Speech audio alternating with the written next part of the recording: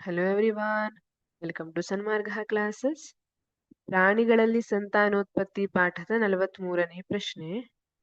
ಅಮೀಬಾದಲ್ಲಿ ದ್ವಿವಿದಳನವನ್ನು ತೋರಿಸಲು ಚಿತ್ರಗಳನ್ನು ಬರೆದು ಮರಿಕೋಶಗಳನ್ನು ಗುರುತಿಸಿ. ಅಮೀಬಾದಲ್ಲಿ ದ್ವಿವಿದಳನ ನೋಡಿ, ಇಲ್ಲಿ ಅಮೀಬಾ ಇದೆ, ಇದು ಒಂದೇ ಜೀವಿ. ಈ ಒಂದೇ ಜೀವಿ ದ್ವಿವಿದಳನದ ಮೂಲಕ ಮರಿಕೋಶಗಳಾಗಿ ವಿಭಜನೆಯಾಗ್ತಾ ಇದೆ ಅಲ್ವಾ. ಇದನ್ನ ದ್ವಿವಿದಳನ ಅಂತ ಕರಿತೀವಿ. ಇವೆರಡು ಮರಿ ಕೋಶಗಳು. ಇದು ಪೋಷಕ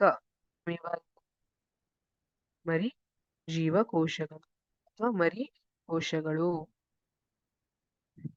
ಅಮೀಬಾ ಒಂದಿರುವುದರಲ್ಲಿ ಎರಡು ಕೋಶಗಳಾಗಿ ವಿಭಜನೆ ಹೊಂದುತ್ತಾ ಇದೆ. ಇದು ದ್ವಿವಿಧ. ಅಮೀಬಾದಲ್ಲಿ ಈಗ ದ್ವಿವಿದಳನ ಅನ್ನುವಂಥದ್ದು ಅಲೈಂಗಿಕ ಸಂತಾನೋತ್ಪತ್ತಿಯ ಅಡಿಯಲ್ಲಿ ಬರ್ತದೆ ಅಲ್ವಾ.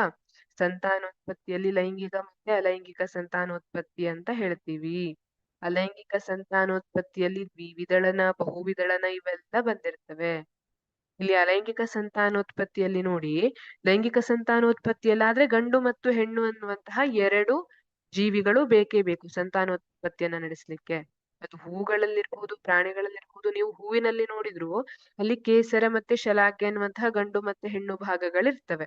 ಅದೇ ತರ ಪ್ರಾಣಿಗಳಲ್ಲಿ ಗಂಡು ಮತ್ತೆ ಹೆಣ್ಣು ಪ್ರಾಣಿ ಅಂತ ಇರ್ತದೆ.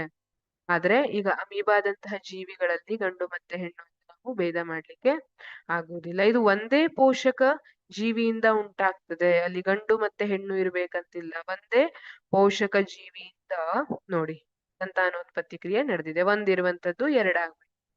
ಇದು ಅಮೀಬಾದಲ್ಲಿ ದ್ವಿವಿದಳನ ಆಗಿದೆ. ಅದೇ ನಾವು ಪ್ಲಾಸ್ಮೋಡಿಯಂಗೆ ಮತ್ತೆ ಏನಾಗುತ್ತೆ, ಅಲ್ಲಿ ಬಹುವಿದಳನ ಆಗುತ್ತೆ. ಒಂದು ಕೋಶ ಇರುವಂತದ್ದು ಬಹಳಷ್ಟು ಕೋಶವಾಗಿ ವಿಭಜನೆಯನ್ನ ಹೊಂದುತ್ತೆ.